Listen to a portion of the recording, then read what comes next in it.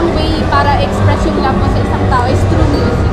Thank you, Hallmark! Happy Valentine's Day!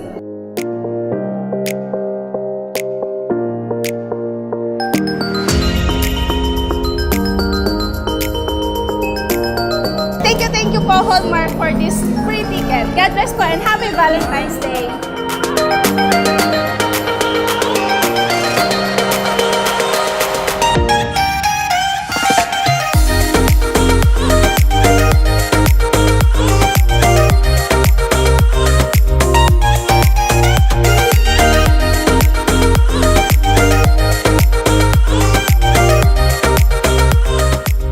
Amazing siya kasi kahit na sabihin natin lahat ng tao hindi sila masaya na ngayong Valentine's gawa ng dahil sa mga problems nila. Pero dahil sa masaya or dahil sa Hallmark na binibigyan